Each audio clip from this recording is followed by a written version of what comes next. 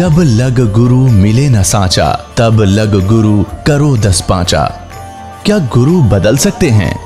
क्या गुरु बदलने से पाप लगता है?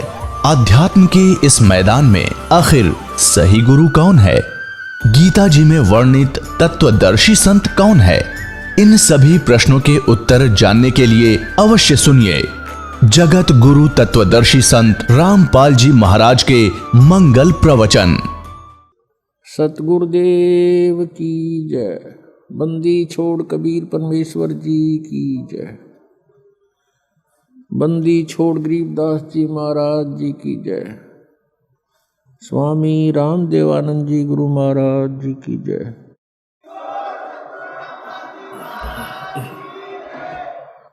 गरीब नमो नमो सतपुरुष को नमस्कार, गुरु की नहीं सुर नर मुनि जन साधुओं संतों सर्वस्ती नहीं।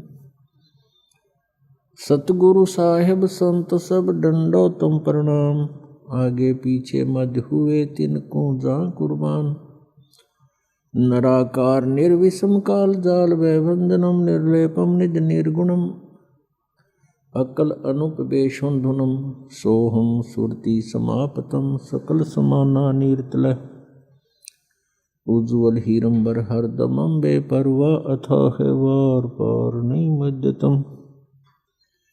ग्रीव जो सुमर सिद्ध होई, गणनायक गलता न करो अनुग्रह सोई। पारस पद परवाना आदि गणेश मनाऊं, गणनायक देवन देवा। चरण कमल लो लाऊं, आजंत करूं सेवा। परम शक्ति संगीतम रिद्धि सिद्धि दाता सोई। अवगत गुण अतीतम सतपुरुष निर्मोही। जगदम्बा जगदीशम मंगल रूप मुरारी। तन मन अर्पों शीसम भक्ति मुक्ति भंडारी। सुर नर मुनि जन ध्यावें, ब्रह्मा विष्णु महेशा। शेष शेष मुख गावें, पूजें आदि गणेशा। इंद्र कुबेर सरीखा, वरुण धर्मराज धावें। समर्थ जीवन जी का, मन इच्छा फल पावें। 33 कोटि आधारा, जावे शेष 88। उतरे बहु जल पारा, कट है यम की फांसी। 33 कोटि आधारा, जावे शेष 88। उतरे बहु जल पारा, कट है यम की फांसी।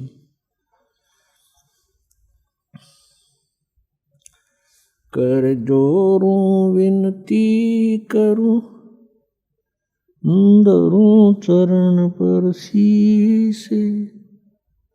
गुरु जी राम देवानंद जी महाराज ने दियो नाम बख्शीश। कोटि कोटि सिजदा करूं, कोटि कोटि प्रणाम। चरण कमल में राखियो मैं, बंदी जाम गुलाम। कुत्ता हूँ गुरु देव का, रामपाल दास का नाम। गले प्रेम की जेवड़ी, जांखे चोवा जाऊं मैं। तो करो तो बावड़ू, दूर दूर करो तो जाऊं। जो राखो त्यों ही रहूं, जो देवो सो खूं। जय इब के सतगुरु मिले, सब दुख आँखों रोए।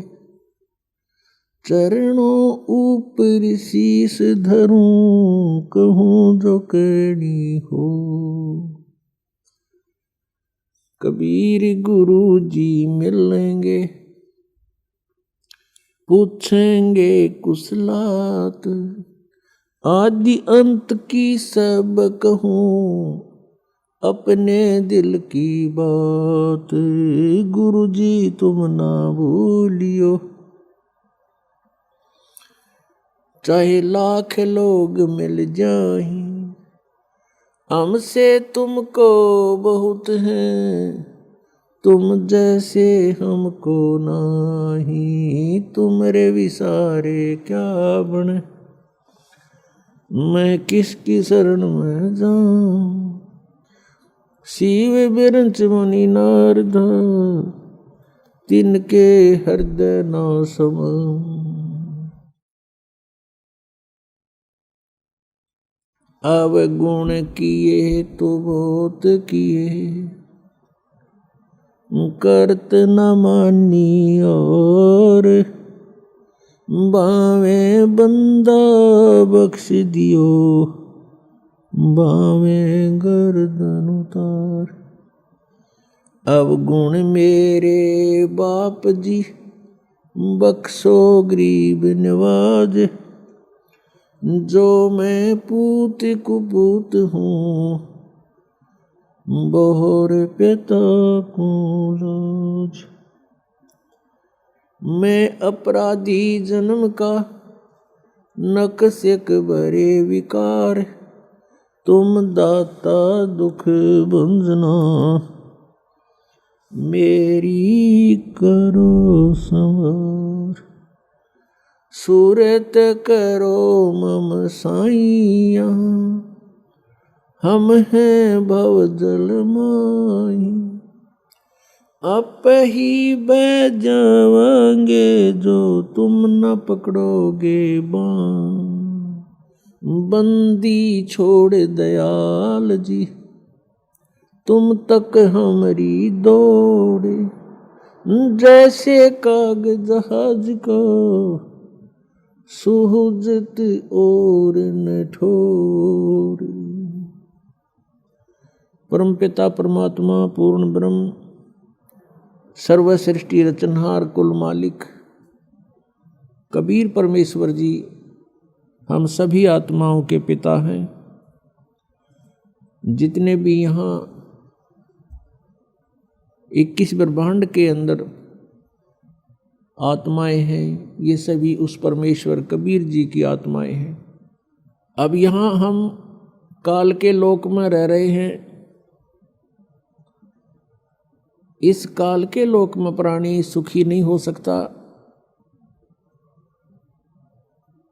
और हम यहाँ सुख की खोज कर रहे हैं। जिसके पास धन नहीं है वो चाहता है कि मैं धनवान हो जाऊं, सुखी हो जाऊंगा। जिसके पास संतान नहीं है वो सोचता है मुझे संतान प्राप्ति हो जावे, मैं सुखी हो जाऊंगा। कोई रोगी है वो ये सोचता है मैं स्वस्थ हो जाऊं फिर मैं सुखी हो जाऊंगा। कोई धनवान है वो ये सोचता है कि सुख तो इन राजा लोगों को होगा,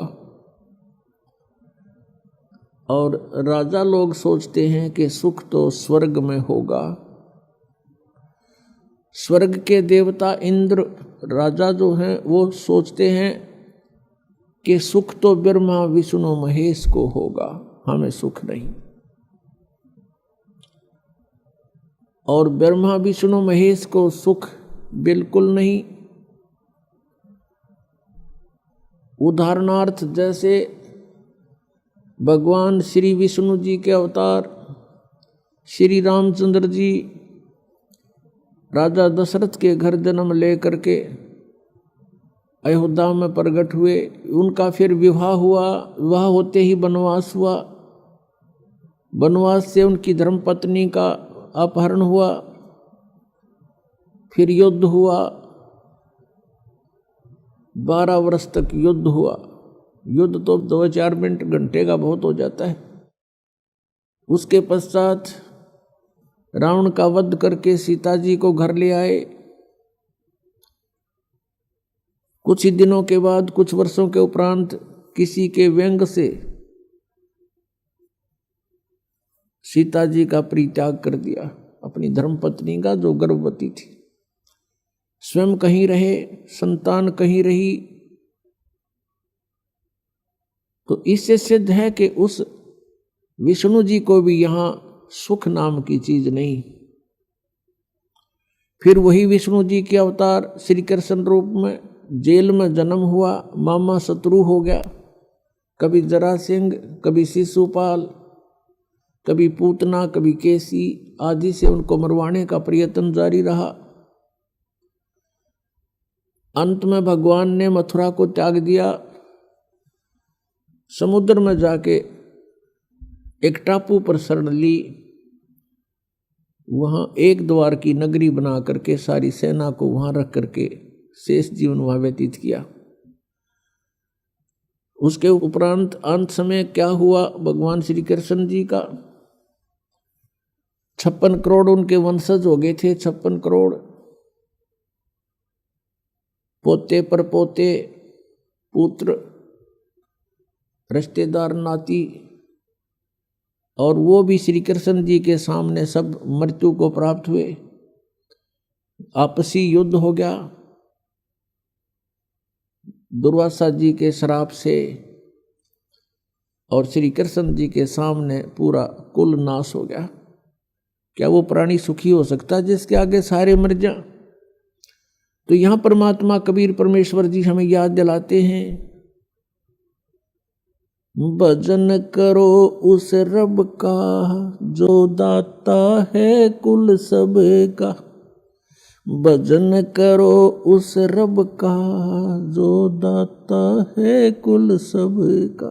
उस परमेश्वर की भक्ति करो जो सबका मालिक है, सबका दाता है। श्रीमद् भगवत गीता अध्याय नंबर 15 के श्लोक 1 से 4 में यह बताया गया है कि ऊपर को जड़ वाला, नीचे को तीनों गुण रूपी शाखा वाला, ये उल्टा लटका हुआ संसार रूपी वृक्ष है। ऊपर को मूल जो जड़ें हैं वो तो समझो परम अक्षर ब्रह्म है, पूर्ण परमात्मा,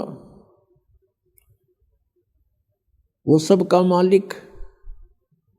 और नीचे को तीनों गुण रूपी शाखा, रजगुण ब्रह्मा, सतगुण विष्णु, तमगुण शिव जी रूपी शाखाएं हैं।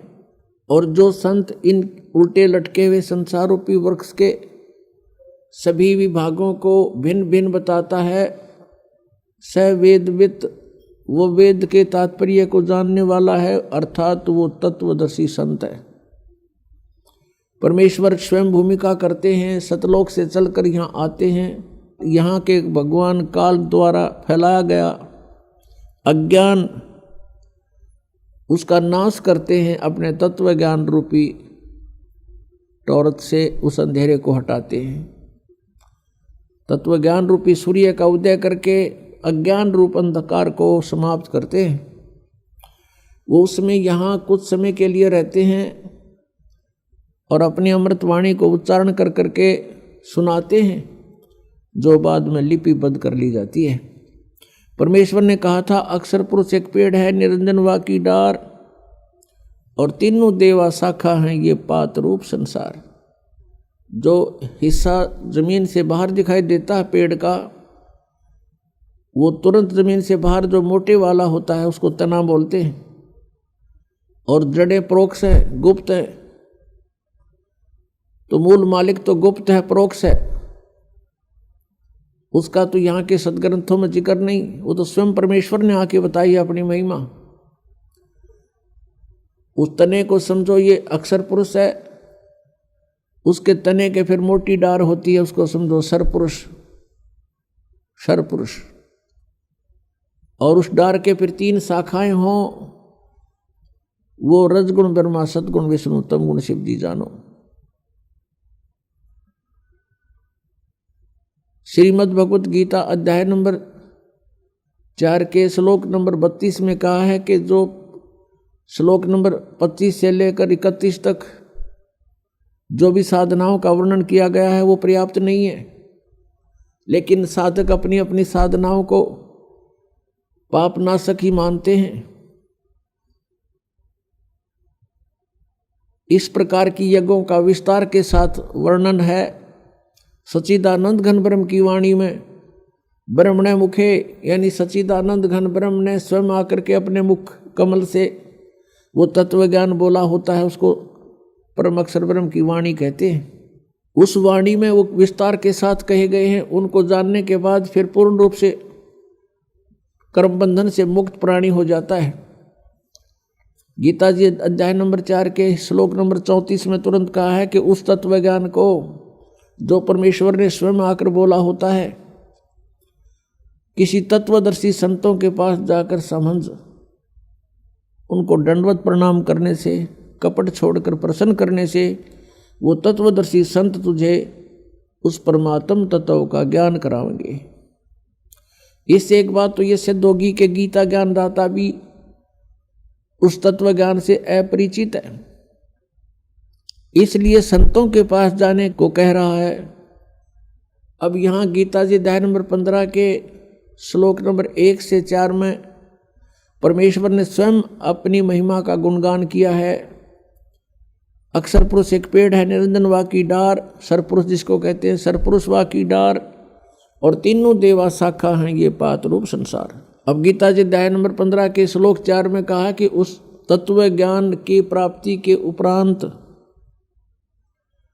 तत्व ज्ञान रूपी शस्त्र के द्वारा इस अज्ञान रूपी उलझी हुई गुत्थी को काटकर अर्थात समझकर उसके पश्चात परमेश्वर के उस परम पद की खोज करनी चाहिए, जहाँ जाने के बाद साधक फिर लौटकर कभी संसार में नहीं आते, अर्थात उनका जन्म मृत्यु सदा के लिए समाप्त हो जाता है। और जिस परमेश्वर ने सर्व ब्रह्मांडों की रचना की है उसी की भक्ति करनी चाहिए, अन्य की नहीं। गीता ज्ञानदाता यहाँ अपनी भक्ति को भी न करने की सलाह दे रहा है। क्यों दे रहा है?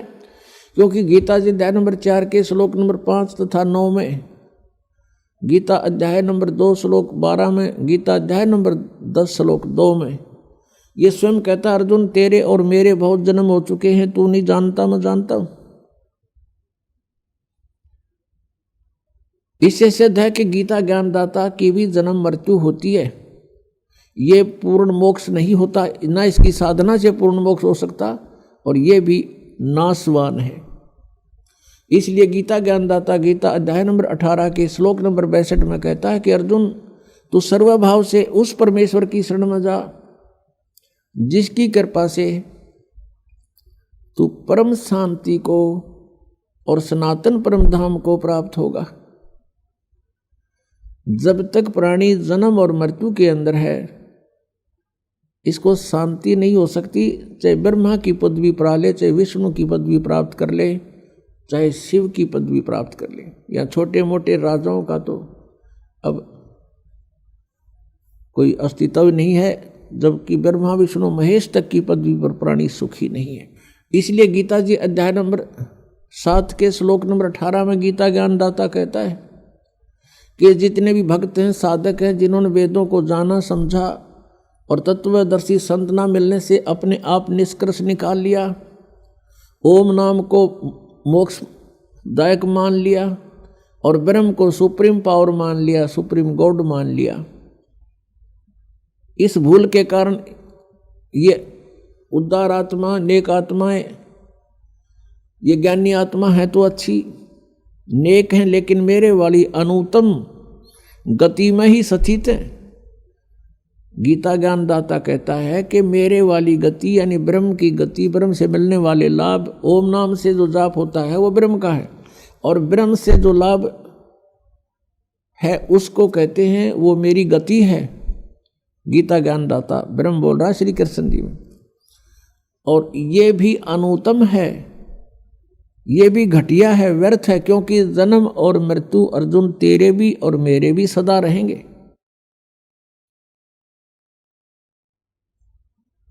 अपनात्माओं, श्रीमद् भगवत गीता अध्याय नंबर 15 के श्लोक नंबर 16 और 17 में ये 3 पुरुष बताए, 3 प्रभु। एक सरपुरुष, ये 21 ब्रह्मांड का पुरुष प्रभु है, स्वामी है, मालिक है, ये कुल का मालिक नहीं है। अक्षर पुरुष जो पेड़ का तना कहलाता है, ये 7 संघ ब्रह्मांड का स्वामी है, ये कुल का मालिक नहीं है। गीता जी अध्याय नंबर 15 के श्लोक 16 में कहा कि सरपुरुष और अक्षर पुरुष ये 2 प्रभु प्रसिद्ध हैं, और इनके लोकों में तथा ये स्वयं जितने भी प्राणी हैं ये सभी नाशवान हैं और जीवात्मा सभी की अमर है। इसलिए गीता जी अध्याय नंबर 15 के श्लोक 17 में तुरंत कहा है कि उत्तम पुरुष तु अन्य परमात्मा इति उदाहरते, कि पुरुषोत्तम श्रेष्ठ प्रभु श्रेष्ठ परमात्मा कुल का मालिक तो कोई और है जिसे परमात्मा कहते हैं। परमात्मा का अर्थ होता है श्रेष्ठ आत्मा, और श्रेष्ठ आत्मा वो होती है जिसकी शरण में कोई प्राणी दुखी नहीं हो सकता, केवल सुख सुख प्राप्त होता है। लेकिन यहाँ प्रभु पुरुष परमात्मा स्वयंभू घने हो गए, इसलिए यहाँ परमात्मा ने डिफाइन करना पड़ा कि उसको परमात्मा कहते हैं जो सबसे उत्तम सरपुरुष और अक्षर पुरुष से भी कोई अन्य है और है, और वही तीनों लोकों में प्रवेश करके सबका धारण पोषण करता है।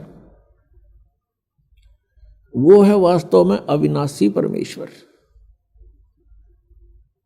पुण्यात्मा,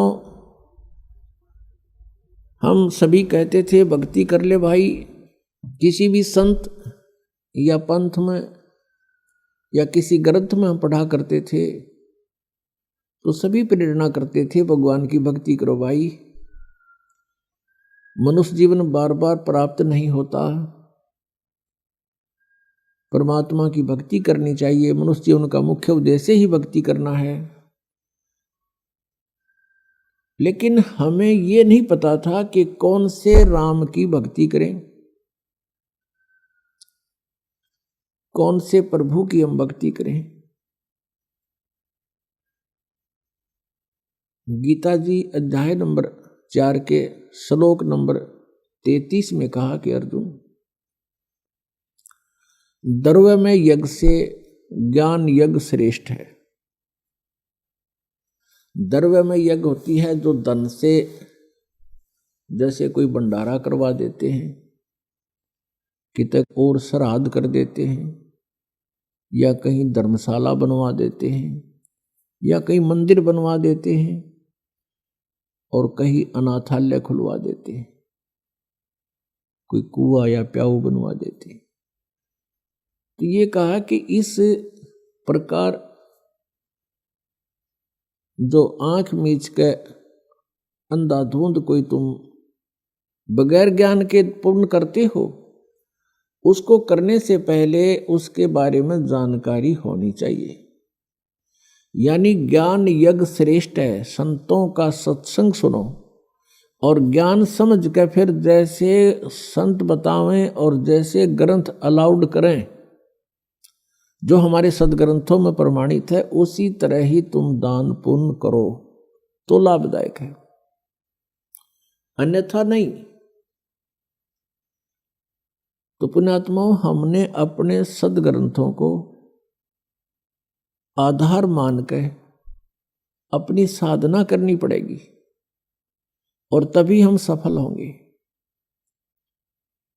अन्यथा परमात्मा के मंत्रों की, किसी भी परमात्मा के सदग्रंथ की कोई वाणी को आप याद करते रहोगे, आवर्ती करते रहोगे, बार बार उसका अध्ययन करोगे, उससे मोक्ष नहीं होगा, अन्य फल मिल जाते हैं।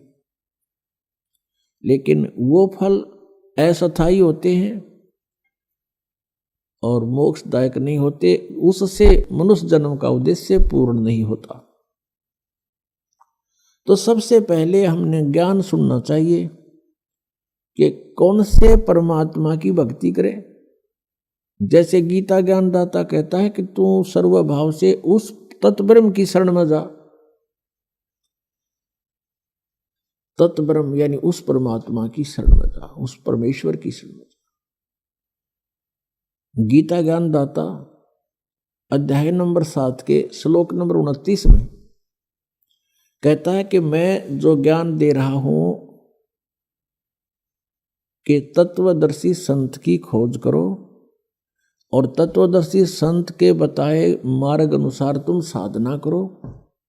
उसके पश्चात मेरे इस ज्ञान का जो आश्रय कर लेता है, इसको शिरोधार्य करके तत्वदर्शी संत की खोज कर लेता है, और फिर वो व्यक्ति जो तत्ब्रह्म को जान लेते हैं, और जो पूरे अध्यात्म ज्ञान से परिचित हो जाते हैं और जो सब कर्मों से परिचित हो जाते हैं, वे केवल जरा और मरण से छूटने का ही प्रयत्न करते हैं। जरा मीन वृद्धावस्था का कष्ट और मरण मीन मृत्यु। वो केवल इस बुढ़ापे के दुख से और मृत्यु के दुख से छूटने का ही प्रयत्न करते हैं। वो तत्ब्रह्म को जानते हैं, पूरे आध्यात्मिक ज्ञान से परिचित है और वो सभी कर्मों से भी परिचित है। तो गीता ज्ञान दाता से अर्जुन ने प्रश्न किया, गीता अध्याय नंबर 8 के श्लोक नंबर 1 में, कि किम तत्ब्रह्म किम अध्यात्म किम कर्म च पुरुषोत्तम। वो तत्ब्रह्म कौन है, वो क्या है वो तत्ब्रह्म, और क्या ये अध्यात्म है, और ये सभी कर्मों की जानकारी मुझे दीजिए। गीता ज्ञान दाता ने 8वें अध्याय के 3 श्लोक में उत्तर दिया है कि वो परम अक्षर ब्रह्म है, वो तत्ब्रह्म। जैसा अभी आपने आदरणीय गरीबदास साहिब जी की वाणी सुनी, भजन करो उस रब का जो दाता है कुल सब का। भजन करो उस रब का जो दाता है कुल सब का। जो सबका मालिक है, सबका दाता है, उसकी भक्ति करो, उसका भजन करो। गीता जी अध्याय नंबर 15 के श्लोक नंबर 16 और 17 में ये 3 पुरुष बताए। सरपुरुष, अक्षर पुरुष, ये तो नासवान बताए हैं। इनके अंतर्गत जितने प्राणी हैं वो भी जन्म और मृत्यु के कष्ट से पीड़ित हैं। फिर 17वें में कहा कि ये लोग त्रयमावी से विवर्ती अवैश्वर है, जो तीनों लोकों में प्रवेश करके सबका धारण पोषण करता है। वो है वो अविनाशी परमात्मा, वो है सबका दाता। भजन करो उस रब दा जो दाता है कुल सबका। वो परम अक्षर ब्रह्म संसार रूपी वृक्ष की जो मूल हैं, जड़ हैं, जड़ों से पूरे पेड़ को आहार प्राप्त होता है। तो जितना भी आपका संस्कार शास्त्र विधि अनुसार बनता है, उन सभी कर्मों का फल भी उस परमेश्वर से ही प्राप्त होता है। उस परमेश्वर ने विधान बनाकर इस काल को दिया है, ये केवल इस विधान का पालन करता है, साथ में ये मिसगाइड भी करता रहता है कि ये प्राणी मेरे जाल में फंसे रहें। तो अब हमने ये चुनना है, ये सिलेक्ट करना है कि कौन से परमात्मा की हम भक्ति करें। जैसे कोई ब्रह्मा जी का उपासक है या श्री विष्णु जी की भक्ति करता है या श्री शंकर जी की साधना में रत है। अब ब्रह्मा जी का उपासक ब्रह्मा जी के लोक में जाएगा और वहां जाकर के प्रत्येक लोक में एक रेस्टोरेंट होता है और उस रेस्टोरेंट के अंदर, जिसको स्वर्ग कहते हैं, उस स्वर्ग के अंदर ये प्राणी चला जाता है और इसके जितने भी पुण्य होते हैं वहां डिपॉजिट हो जाते हैं। और जब इसके पुण्य समाप्त हो जाते हैं उसी समय उस प्राणी को वहां से धकेल दिया जाता है। जैसे जबरदस्ती यहां मृत्यु कर दी जाती है, ऐसे जबरदस्ती उसको वहां से वापस भेज दिया जाता है। और विष्णु जी का जो पुजारी है वो विष्णु के लोक में जाता है। विष्णु जी के लोक में भी ऐसे एक कॉमन रेस्टोरेंट है, वहाँ जो प्राणी जाता है उसके पुण्यों को वहाँ डिपॉजिट कर लिया जाता है, जमा कर लिया जाता है। और जब वो समाप्त हो जाते हैं, अपने पुण्यों से ही वो वहाँ सब कुछ सुविधाएं प्राप्त करता है। वो समाप्त होते ही उसकी वहाँ से मृत्यु हो जाती है, जबरदस्ती वहाँ से भेज देते हैं। और जो शंकर जी का पुजारी है शिव जी के लोक में चला जाता है। वहाँ भी एक ऐसा ही कॉमन रेस्टोरेंट है, होटल है, स्वर्ग है। और वहां भी प्राणी अपने पुण्यों को क्षीण करके तुरंत ही फिर पृथ्वी लोक पर आ जाता है। यह बहुत कम समय होता स्वर्ग का इन भगवानों के लोकों में। एक कॉमन स्वर्ग है, कॉमन स्वर्ग, जो आम आदमी साधारण पुण्य करते रहते हैं, उनके भी कुछ स्वर्ग समय बन जाता है। उस कॉमन स्वर्ग का राजा जो है वो इंद्र होता है, और वहां भी प्राणी को अपने ही पुण्यों का भोग प्राप्त होता है। जैसे कोई होटल में रहता है तो अपनी जेब से ही सब खर्च खाता है, और जब वो पूंजी समाप्त हो जाती है अपने आप मुंह लटका के वहां से चल पड़ता है। इस प्रकार अपने पुण्यों का नाश करने का स्थान है ये स्वर्ग। और फिर उसके बाद एक महास्वर्ग है, महास्वर्ग जिसको ब्रह्मलोक बोलते हैं। उस महास्वर्ग अर्थात ब्रह्मलोक के अंदर ब्रह्म के पुजारी जाते हैं, ब्रह्म सरपुरुष के। जो भक्तात्माएं ये कहा करते थे कि हम अन्य देवताओं की पूजा नहीं करते, हम केवल ब्रह्म की पूजा करते, साधना करते, ओम नाम का जाप जपते, और वो अपने को सबसे उत्तम मानते थे कि हम सही साधना कर रहे हैं और ब्रह्म से ऊपर कोई प्रभु नहीं है। पुणात्माओं वो भी इनकम्प्लीट नॉलेज रखते थे, वो भी अधूरे ज्ञान पर आधारित थे। श्रीमद् भगवत गीता अध्याय नंबर 8 के श्लोक नंबर 13 में गीता ज्ञानदाता ये ब्रह्म बोल रहा है, श्री कृष्ण जी में प्रवेश करके ये कह रहा है कि ओम इति एकाक्षरम ब्रह्म व्यवहारन माम अनुसमरण ये परियाति तजन देहम स याति परमाम गतिम। मुझ ब्रह्म का केवल एक ओम मंत्र है, माम ब्रह्म मुझ ब्रह्म का ओम यह एक अक्षर है, इति बस यही, नथिंग एल्स। और जो साधक उच्चारण करके श्रवण करता हुआ शरीर त्याग कर जाता है, सयाति परमाम गतिम, वो ओम नाम के जाप से जो भी इससे लाभ होती है वो परम गति ओम सतर की है, ओम के जाप के सतर की है। गीता जी अध्याय नंबर 8 के श्लोक नंबर 16 में कहा कि ओम ब्रह्म का जाप है और ब्रह्म के जाप से ब्रह्मलोक प्राप्त होता है। और गीता जी अध्याय नंबर 8 के श्लोक नंबर 16 में कहा कि ब्रह्मलोक पर्यंत भी सभी प्राणी पुनरावर्ती में है। वहां गए हुए उस महास्वर्ग में, बड़े होटल में गए हुए प्राणी भी वापस आते हैं, उनका भी जन्म और मृत्यु होता है। श्रीमद् देवी भागवत गीता प्रेस गोरखपुर से प्रकाशित 7वें स्कंद के 562 और 63 पृष्ठ पर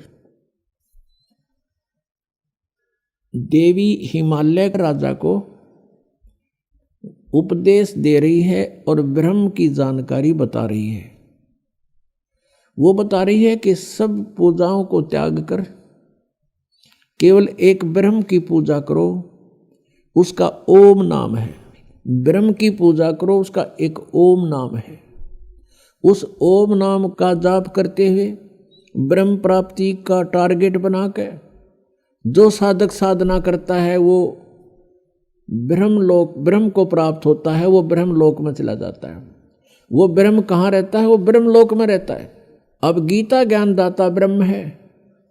ये गीता जी अध्याय नंबर 18 के श्लोक नंबर 62 में, गीता जी अध्याय नंबर 15 के श्लोक नंबर 4 में यह स्पष्ट कर रहा कि अर्जुन तू सर्वभाव से उस परमेश्वर की शरण में जा।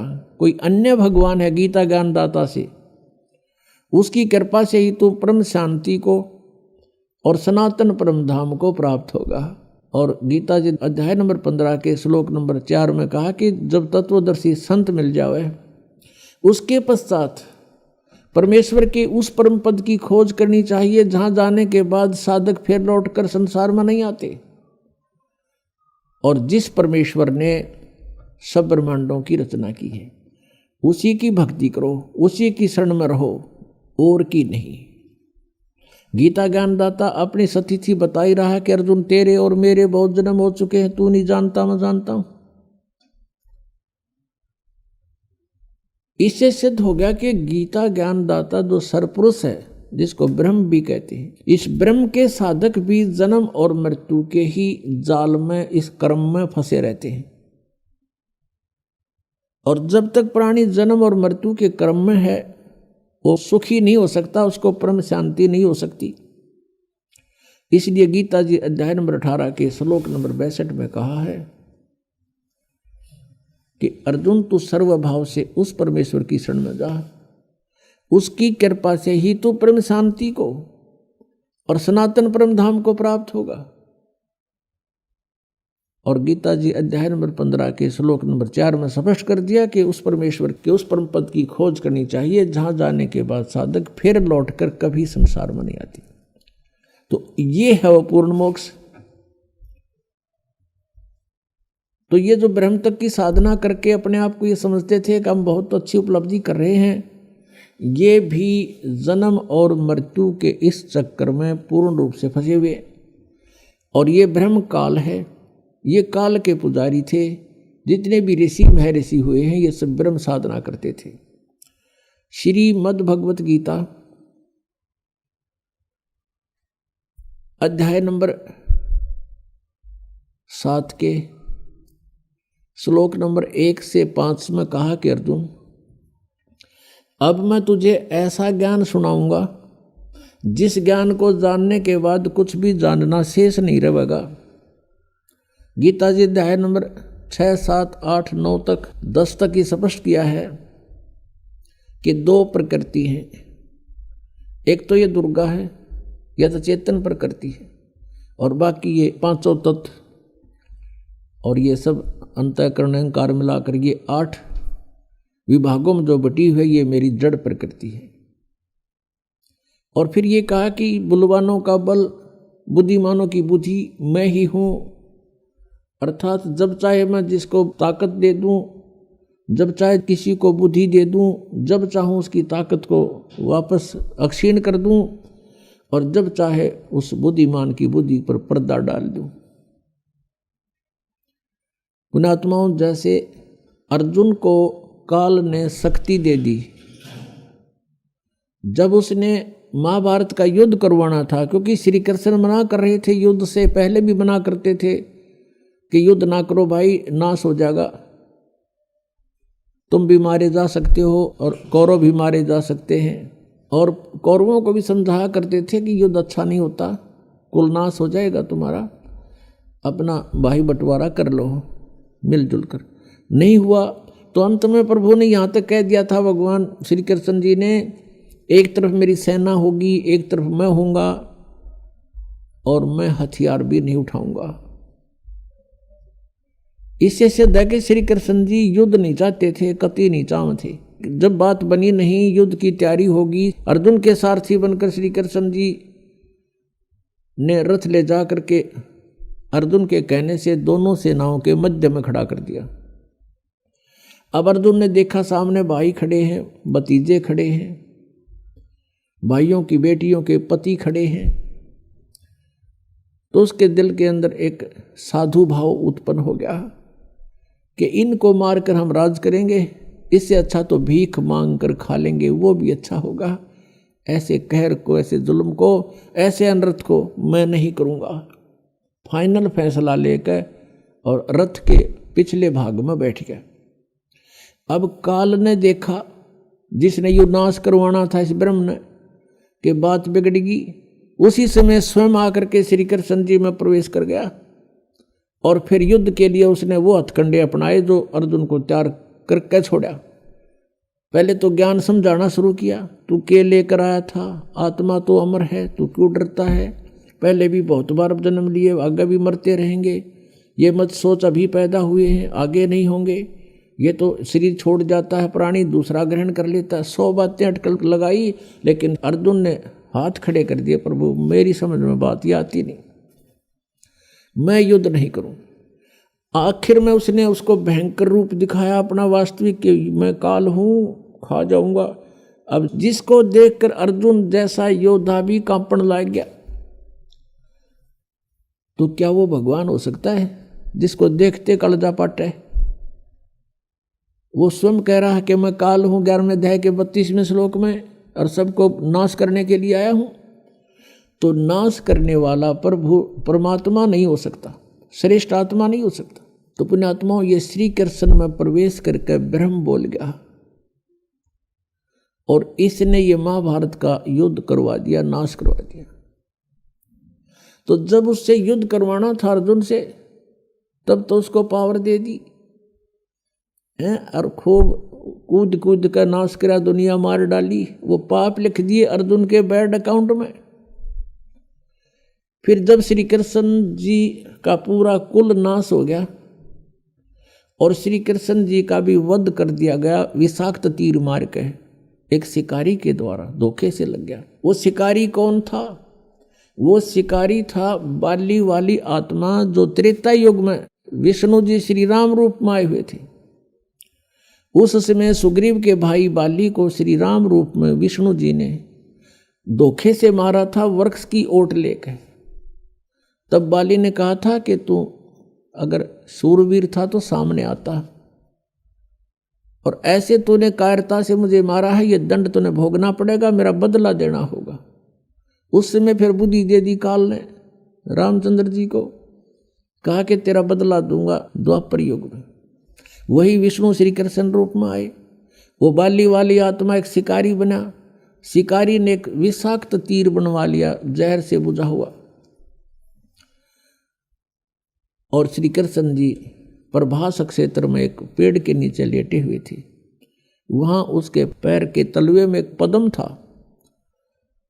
उस पद्म की बहुत चमक होती है, जैसे दिन के समय में 100 वाट का बल्ब जग रहा हो और उसकी टिमटिमाती सी रोशनी चमक दिखाई देती है। ऐसे वृक्ष के झुरमटों के बीच से उस शिकारी ने देखा कि कोई मृग बैठा है, लगता है उसकी आंखें चस रही है, और वो थे भगवान श्री कृष्ण जी के पैर में लगा हुआ पद्म।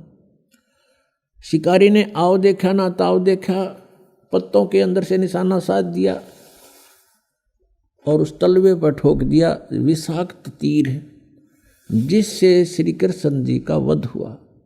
उसके पश्चात 5 पांडव रिलेटिव थे, वो वहां पहुंचे, अर्जुन की ड्यूटी लगा दी। श्री कृष्ण ने मरते मरते कहा था कि अर्जुन तुम सभी यहाँ की औरतों को ले जाना, यहाँ कोई पुरुष बचा नहीं, आसपास के लोग इनकी बेइज्जती करेंगे, ये मेरी प्रार्थना है।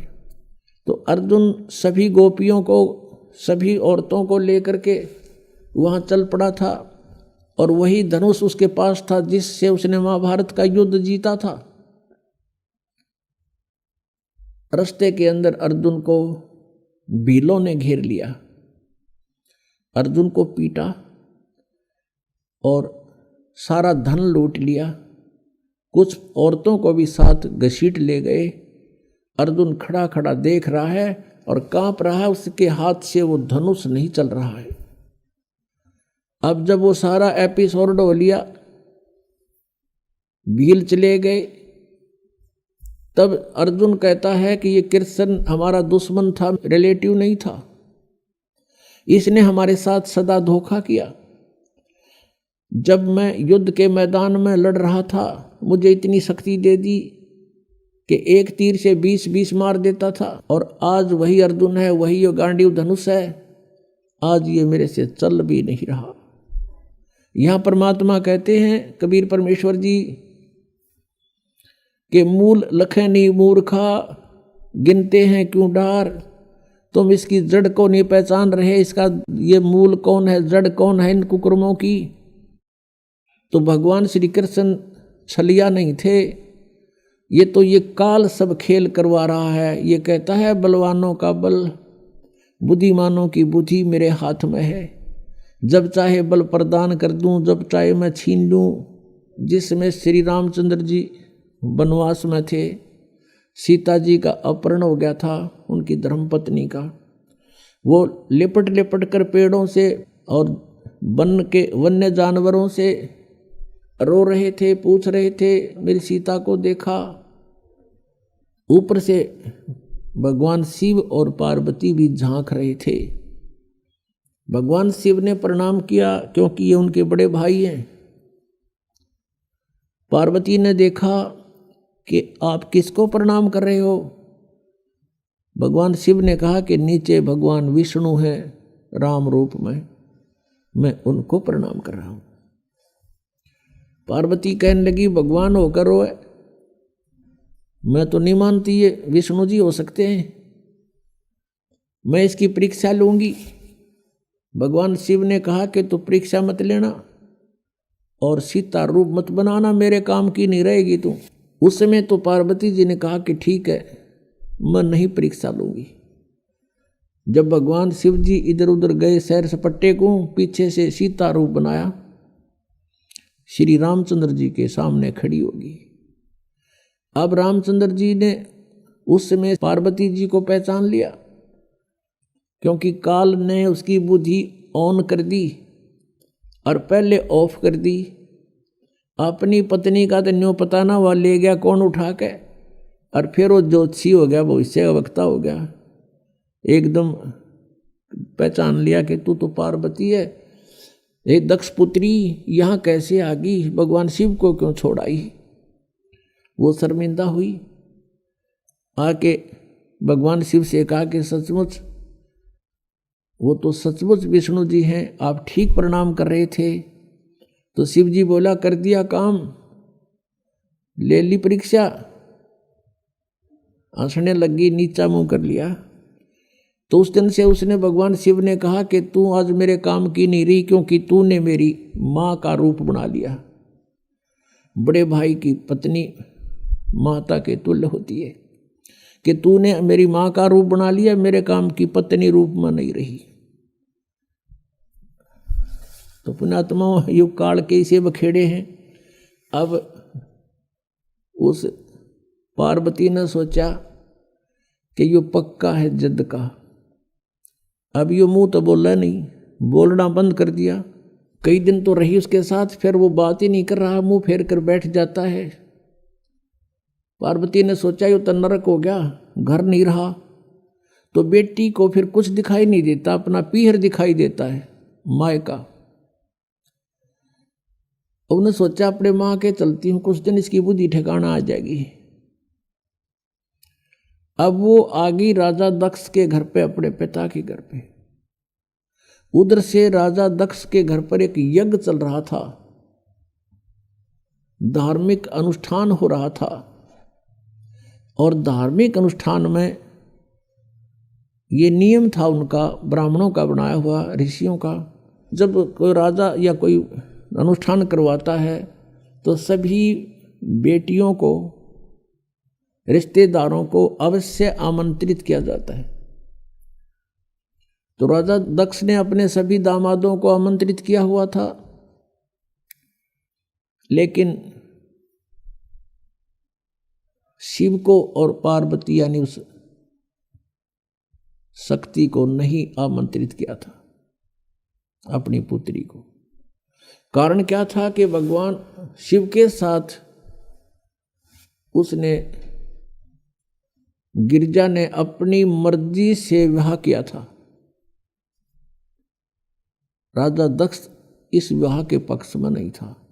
बहुत विरोध भी करने के बाद इस गिरजा ने भगवान शिव से विवाह करके चली गई थी। इससे अक्षुब्ध होने के कारण पार्वती को और शिव को नहीं बुलाया था। तो पार्वती ने घर पे देखा कि सभी बहन आई हुई हैं और उनके पति भी आए हुए हैं, उनका उचित आसन दे रखा है, सबका प्रतिदिन का भाग भी उनको समर्पित कर रखा है। जैसे पंडित आपने देखा होगा ना, पंडितों का सांग न्यारा होता है। जैसे विवाह कराते हैं, फेरे कराते हैं, कहेंगे करके दो सुबह सुबह दर दे 11 रुपये, फिर सुबह सुबह 21 वहाँ रख दे, 22 उसको दे दे, 5 उसके हाथ में दे दे, फलाने का तिलक कर दे, ये न्यू रखा करें। तो ऐसे ही वहां कर रखा था कि प्रतिदिन जितने भी वो दामाद आए हुए थे सबको जो हिस्सा होता था 500 रुपये इनको दे दो, वहां रखे जाते थे उनके सामने। तो ऐसा किया जा रहा था। भगवान शिव का कहीं आसन भी नहीं था, और जो बहनों के बटेऊ यानी पति नहीं आए हुए थे पार्वती की बहनों के, उनका आसन लगा रखा था, उनका हिस्सा फिर भी वहां रखा जा रहा था, उनका स्थान निर्धारित अलग से किया हुआ था। शिव का वो भी नहीं था। तो पार्वती अपनी मां के पास गई। अब बेटी का मां के ऊपर जोर चला करे, अपनी मां से जाकर कहा कि मां, तुमने सभी मेरी बहनों को बुला लिया और उनके पति भी आए हुए हैं, लेकिन आपने अपने दामाद को नहीं बुलाया, ना हमें आमंत्रित किया। तो मां ने कहा, बेटी मैंने तो तेरे पिताजी से बहुत कहा, लेकिन ये अपनी जिद पर अड़ा हुआ है और गलती बेटी तेरी भी है। तूने अपने पिता की आज्ञा का उल्लंघन करके विवाह किया है जिससे वो अक्षुब्ध है। ना तो मेरी वो मानता और ना मेरी तू मानती, मेरा आगे जिक्र मत। अब पार्वती को बड़ा दुख हुआ। फिर वो अपने पिता के पास गई और पिता से प्रणाम करके कहा कि पिताजी, आपने अपने दामाद को आमंत्रित क्यों नहीं किया और सभी को कर रखा है। राजा दक्ष ने कहा कि तेरे को किसने बुलाया है, तू आई क्यों यहाँ पर, बिना बुलाए नहीं आना चाहिए था तुझे, तूने अपनी मर्जी से ये सारा काम किया है, मैं उसके दर्शन भी नहीं करना चाहता। ऐसे पागल के जिसके गले में सांप पड़े हो, मना अपनी बेइज्जती करवानी है यहाँ अपने समाज में, और तो भी मत आना, यहाँ से निकल जा वापस। अब इस बात से वो बहुत दुखी होगी। कौन? वो पार्वती। उसने देख लिया कि ना शिव जी वहाँ मेरा ठिकाना रहा, यहाँ पिताजी ने धिक्कार दिया मुझे, तो अब और कोई विकल्प नहीं रहा। अब उसने गुस्सा आ गया कि मैं तेरे यज्ञ कराती हूँ सफल। उस हवन कुंड में ये क्या करा करते ये ब्राह्मण लोग। ब्राह्मण का अर्थ कोई जाति विशेष नहीं, जो गुरु पद प्राप्त है उसको ब्राह्मण कहते हैं। जो ब्राह्मण सोए जो ब्रह्म पहचाने, ये ब्रह्म तो पहचाना नहीं था, लेकिन ये नकली ब्राह्मण जरूर प्रसिद्ध हो रहे थे गुरु रूप में। तो वो क्या करते थे, एक नया अपना दिखाने के लिए पूरा एक बहुत बड़ा हवन कुंड बना देते थे, बहुत बड़ा 8 फुट गहरा और 10 बाई 10 का चौड़ा, उसमें घेर कर लक्कड़। राजा का घी कौन सा करते डालना था, भर कड़छर कटोरे भर गहरा, स्वाहा स्वाहा, वो बक्कड़ पाट रहा पूरा, डीक बड़ा उसमें। वह पार्वती उस कुंड में, हवन कुंड में कूद गई और जड़गी सारी। तत्परता से उसको निकाल अवश्य लिया, लेकिन वो उसका अस्थि पंजर शेष था, सब मांस और वो चाम जल चुका था, केवल हाड शेष थे। इस बात का पता चला भगवान शिव ने। अब वहां से चला अपनी सेना लेकर, ताकि दक्ष न मैं करूंगा सीधा। अब इस बात का पता चल गया दक्ष को कि भगवान शिव चल पड़े अपनी पूरी गणों को लेकर के। उधर से जो आए हुए थे अतिथि, उनमें ब्रह्मा जी और विष्णु जी भी उपस्थित थे। अब जब उनको न्यू पता चला कि शिव जी आ रहे हैं पूरी सेना के साथ, तो भगवान विष्णु भी खिसकन लगे और ब्रह्मा जी भी खिसकन लगे। ब्रह्मा जी तक खिसके गए, कंते कंते भी चले गए, भैया कौन मेरा सिर फुड़वा के। दक्ष ने भगवान विष्णु से हाथ जोड़कर कहा, आपको मैंने संरक्षक रूप में बुला रखा था, मेरी यज्ञ संपूर्ण हो तब तक आपको आमंत्रित था, आप मेरी रक्षा के लिए आए थे, आप भी जा रहे हो। विष्णु जी ने मना किया कि नहीं, मैं जा रहा हूं, नहीं रुक पाऊंगा। ज्यादा कहने से विष्णु जी रुक गए। उधर से शिव जी ने अपना एक गन तैयार किया अपनी जटा से, अपने मंत्र सिद्धि से, और उसको भेज दिया भैरव को कि जा तू उनके साथ युद्ध कर, मैं आ रहा हूँ पीछे पीछे, पहले तू संभाल उन्हें। भगवान विष्णु का और उसका युद्ध हुआ, विष्णु जी युद्ध में पराजित होकर के भाग गए छोड़ कर रण। उधर से भगवान शिव आ गया। शिव जी ने राजा दक्ष की नाड़ काट दी, गर्दन काट दी। ये तो लंबी कहानी है। फिर और वो कहते हाथ पांव जोड़े, उसने रहम आ गया, एक बकरे की गर्दन उसका दक्ष का ला दी, बकरे का मुंह कर दिया ऊपर से। अब जब तक इनके श्वास हैं तो ये भगवान उनको एज इतना लाभ दे सकते। फिर क्या देखा, अब पार्वती को वहां जला हुआ देखा। भगवान शिव में मोह का सागर उमड़ गया, जब तक मुंह फेर कर सोया था, और अब उस जड़े हुए कंकाल को सीने से लगा लिया उठा के, और पार्वती पार्वती पार्वती पागल सा होकर न घूमो जंगला में गए, नाना ने दौड़ा। कहते 10,000 वर्ष तक ऐसे भटकता रहा, और उस अस्थि पिंजर को साथ सीने से लगा रहा पार्वती जान के। कहते हैं फिर भगवान ने देखा कि ये तो बिल्कुल मोह के अंदर पागल हो चुका है। कहते हैं सुदर्शन चक्र से उस अस्थि पिंजर के यानी पार्वती वाले उस बॉडी के हड्डों को सुदर्शन चक्र से छिन्न भिन्न कर दिया। कहते हैं जहां आंख पड़ी वहां नैना देवी, जहां धड़ गिरा वहां वैष्णो देवी, जीभ गिरी वहां ज्वाला देवी के मंदिरों की स्थापना होगी।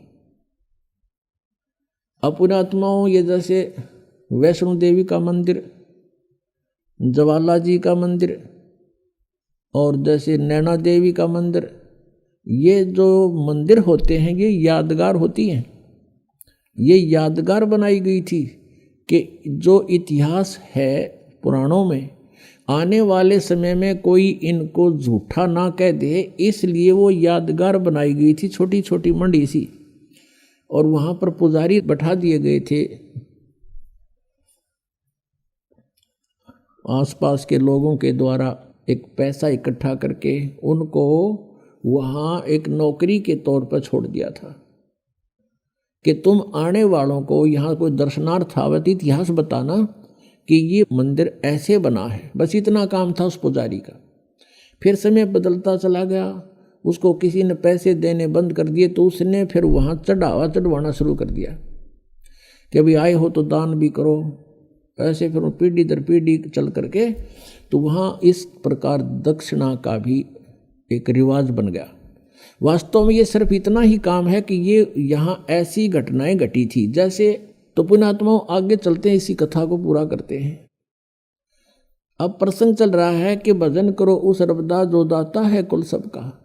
जैसे हम श्री ब्रह्मा जी, श्री विष्णु जी, श्री शिव जी की पूजाएं करते हैं, तो इन भगवानों की स्थिति इस ज्ञान से पता चलेगा। अब क्या होता है कि जब भगवान शिव ने देखा कि अस्थि पिंजर भी नहीं रहा तेरे पास, फिर उसका मोह भंग हो गया। मोह भंग हुआ तो उसने जो सोचा कि ये हालत मेरी किस कारण से हुई। उसने अपनी सूझबूझ से ये ढूंढा, इसका कारण खोजा कि भी मैंने विवाह करवाया और पत्नी पर विश्वास किया, मेरी पत्नी ने मेरे से विश्वासघात किया, मेरे से पीछे से जाकर के एक परपुरुष से इसने बात की और अन्य रूप धारण कर लिया। ये कुछ भी कर सकती थी, जिस कारण से वो अक्षुब्ध हो गया और उससे बात करनी बंद कर दी कि मैं तेरे ऊपर बहुत विश्वास करता था, तू भी विश्वासघातन निकली, तो मैं किस पे विश्वास करूं। इस निष्कर्ष से भगवान शिव ने सोचा कि मैंने विवाह करवाया तो पत्नी में मोह हुआ और पत्नी बेवफा निकली। अब ऐसा यत्न करूं कि मेरे अंदर ये काम वासना समाप्त हो जाए, जिस कारण से मुझे विवाह की आवश्यकता पड़ी।